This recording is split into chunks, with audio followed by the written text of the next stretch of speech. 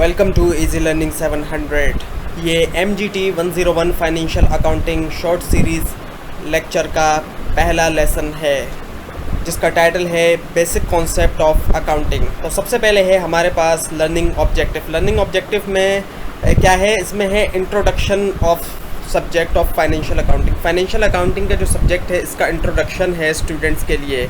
Introduce करवाया गया है फाइनेंशियल अकाउंटिंग का सब्जेक्ट स्टूडेंट्स को, और उनको एक आइडिया दिया गया है कि किस तरीके से अकाउंटिंग डेवलप हुई है। और इसमें सबसे पहला क्वेश्चन है, what is financial accounting. Financial accounting क्या है? फाइनेंशियल अकाउंटिंग जो है वो मेंटेनेंस है डेली रिकॉर्ड की, फाइनेंशियल ट्रांजैक्शन की। यानी कि ये एक मेंटेनेंस करना है फाइनेंशियल ट्रांजैक्शन का, जो डेली रिकॉर्ड है उसको मेंटेन करना। लेकिन मेंटेन कुछ इस तरीके से करना ताकि वो हेल्पफुल हो सके प्रिपरेशन करने में सूटेबल इंफॉर्मेशन। लेकिन वो सूटेबल इंफॉर्मेशन किसके बारे में हो? Financial affairs of a business और एन इंडिविजुअल। फाइनेंशियल अफेयर्स से मुराद जो माली जितने भी अफेयर्स हैं उनके बारे में, पैसों से रिलेटेड जितने भी अफेयर्स हैं उनको फाइनेंशियल अफेयर कहते हैं, उनके बारे में। तो ये है फाइनेंशियल अकाउंटिंग। अब why is financial accounting needed? क्यों फाइनेंशियल अकाउंटिंग की ज़रूरत पड़ती है?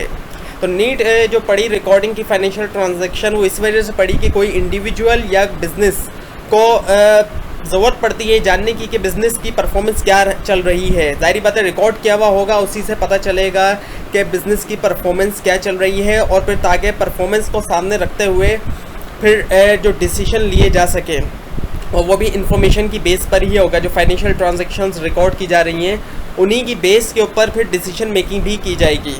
अब ट्रांजैक्शंस क्या होती हैं? ट्रांजैक्शंस का क्या मतलब है? ट्रांजैक्शंस का मतलब है any dealing between two persons, यानी कोई भी डीलिंग दो लोगों के दरमियान जिसके अंदर पैसा शामिल हो या कोई वैल्यूएबल चीज़ शामिल हो, उसको हम ट्रांजैक्शन कहते हैं। अब इसमें दो तरह की ट्रांजैक्शन आ जाती है, मॉनेटरी भी और बार्टर भी। उसकी डिटेल आ जाएगी।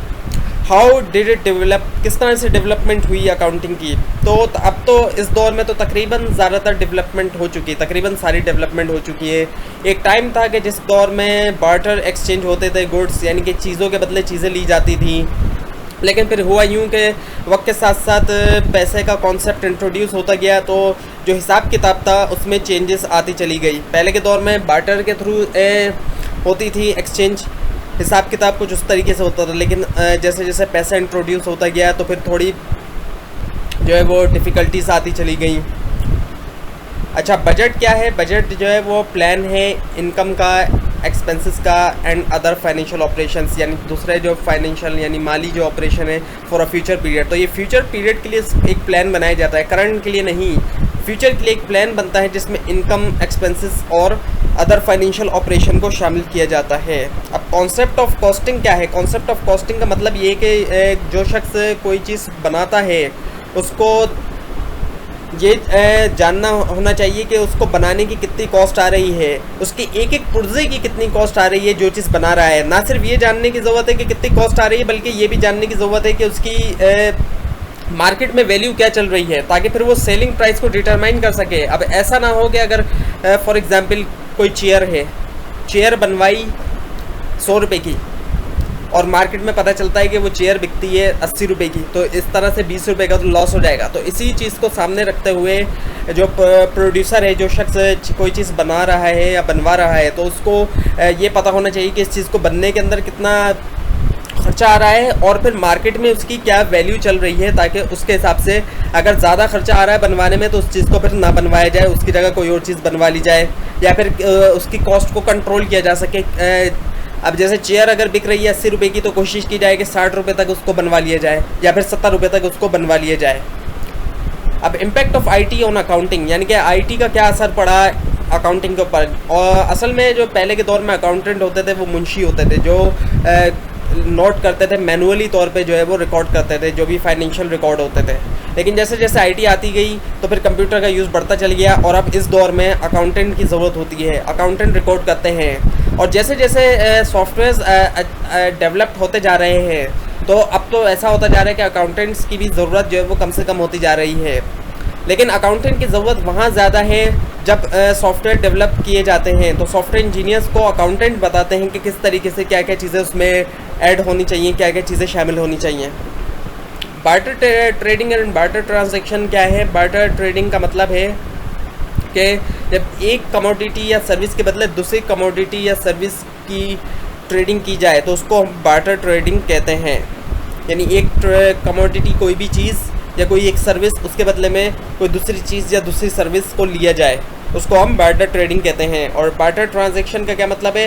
कोई भी ऐसी ट्रांजैक्शंस जहाँ पे गुड्स जो है वो सामान जो है किसी एक सामान के बदले दूसरा सामान जो है वो एक्सचेंज हो रहा है, उसको हम बार्टर ट्रांजैक्शन कहते हैं। यानी इनमें पैसे का कोई दखल अंदाजी नहीं होती। पहले के दौर में हज़ारों साल पहले जब पैसा नहीं था तो बार्टर ट्रेडिंग और बार्टर ट्रांजैक्शंस होती थी। आज के दौर में भी पॉसिबल है, लेकिन पहले कॉमन था, आज के दौर में कॉमन नहीं है।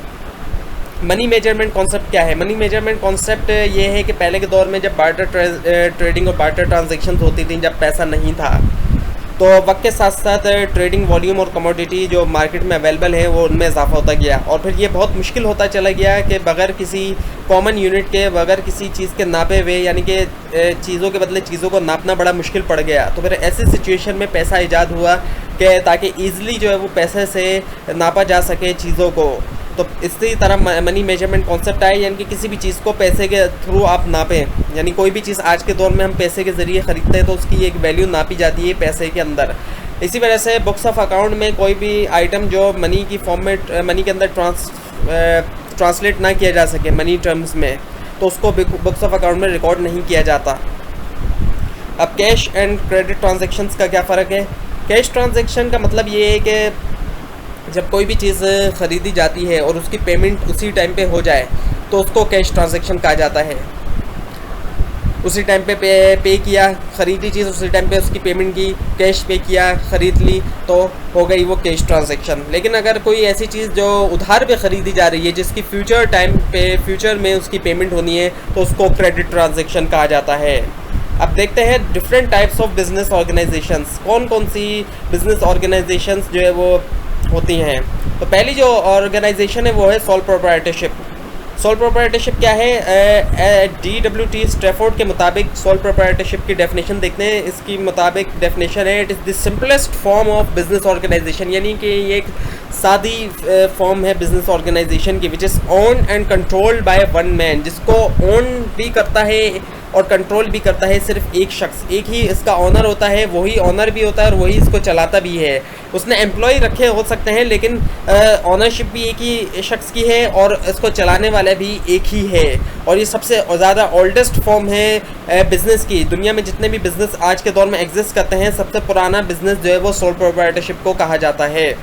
अब इसके कुछ फीचर्स देखते हैं। वो फीचर्स क्या हैं? इजी फॉर्मेशन है, इसको आराम से बनाया जा सकता है, इसको बनाने के लिए ज़्यादा मेहनत नहीं करना पड़ती, ज़्यादा प्रोसेस से नहीं गुजरना पड़ता है। अनलिमिटेड लाइबिलिटी है, यानी कि ऑनर जो है वो पूरी तरह से ज़िम्मेदार होता है। जितना भी कर्जा बिजनेस पे होता है उसका ज़िम्मेदार ऑनर होता है। अगर ऑनर ने पैसा जितना लगाया है उससे ज़्यादा का कर्जा भी अगर चढ़ जाए तो ऑनर को अपनी जेब से देना पड़ेगा, चाहे उसको अपना घर बेचना पड़े, अपनी कोई भी चीज़ बेचना पड़े पर्सनल, उसको बेच के वो कर्जा देना पड़ेगा। ऑनरशिप और एक ही ऑनर की ऑनरशिप होती है, इसमें प्रॉफिट सारा का सारा उसी ऑनर का होता है। अगर एम्प्लॉय रखे हुए हैं तो उसने वो सैलरी देता है, लेकिन प्रॉफिट जो है वो उसका होता है। मैनेजमेंट जो है वो ऑनर खुद मैनेज करता है। एम्प्लॉयज़ को हो सकता है वो as a employ manager hire कर ले, लेकिन वैसे ओवरऑल जो मैनेजमेंट होती है वो ऑनर खुद देखता है। और इजी डिसोल्यूशन ये कि यानी कि इसको ईजिली जो है वो बंद किया जा सकता है।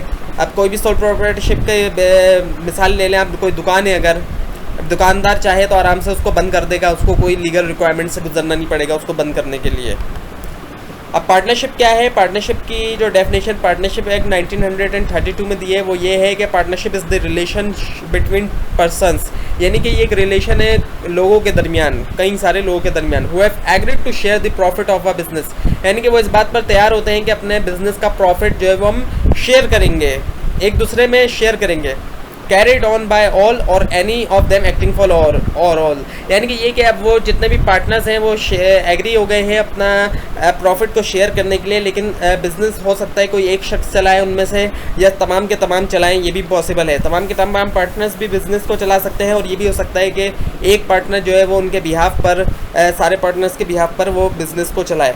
अब इसके फीचर्स क्या क्या है? इसके फीचर्स में है लीगल एंटिटी है ये, इसके अंदर प्रॉफिट एंड लॉस डिस्ट्रीब्यूशन होता है, इसका पूरा रेशियो बनता है, एक रेशियो के मुताबिक जो है प्रॉफिट और लॉस को डिस्ट्रीब्यूट किया जा रहा होता है पार्टनर्स के दरमियान। अनलिमिटेड लाइबिलिटी है, उसी तरह जिस तरह सोल प्रोप्राइटरशिप में है कि पार्टनर्स को अपनी जेब से देना पड़ेगा क्रेडिट अगर इन्वेस्टमेंट से ज़्यादा कर्जा हो जाता है पार्टनरशिप फर्म के ऊपर, चाहे उनको अपनी पर्सनल प्रॉपर्टी बेचना पड़ जाए।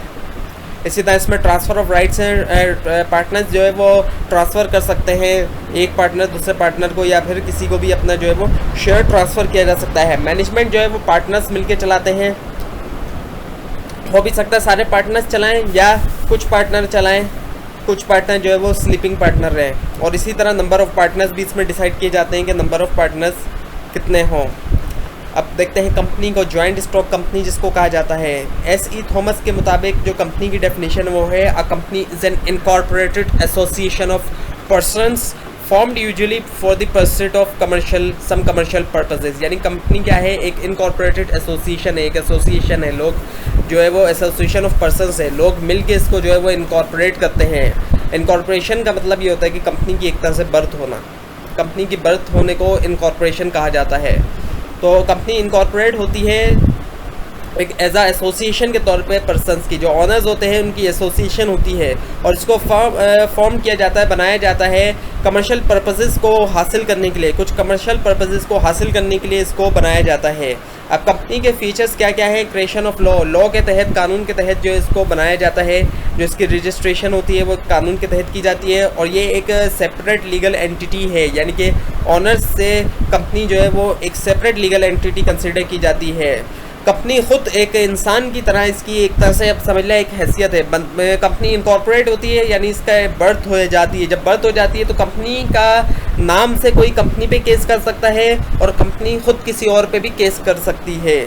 और इसके अंदर लिमिटेड लाइबिलिटीज़ होती है, इसी वजह से जितना ऑनर्स ने इन्वेस्ट किया होता है सिर्फ उनकी लाइबिलिटी उसी हद तक महदूद होती है। अगर कंपनी पे कर्जे बहुत ज़्यादा चढ़ जाएँ तो ऑनर को अपनी जेब से कुछ नहीं देना पड़ेगा, जितना उन्होंने इन्वेस्ट किया उतना ही पैसा उनसे लिया जाएगा। ट्रांसफरेबिलिटी ऑफ शेयर है, इसमें तो बहुत ईजिली ट्रांसफ़र हो सकते हैं। अगर पब्लिक लिमिटेड कंपनी है तो ऑनर्स आराम से अपने शेयर्स पब्लिक को सेल भी कर सकते हैं। और नंबर ऑफ़ मेंबर्स इसमें डिसाइड किए जाते हैं। अगर पब्लिक लिमिटेड कंपनीज़ है तो अनलिमिटेड ऑनर्स होते हैं, उसमें ऑनर्स की कोई लिमिटेड नहीं, जितने लोग शेयर ख़रीदते जाएँ वो ऑनर बनते जाते हैं। और कॉमन सील भी। तो ये था पहला lesson MGT 101 short lecture series का। अगर अभी भी आपको कोई कन्फ्यूजन है नीचे कमेंट ज़रूर कीजिए, और मज़ीद इस तरह के शॉर्ट सीरीज़ के लेक्चर देखने के लिए इस चैनल को सब्सक्राइब कीजिए। Thanks for watching.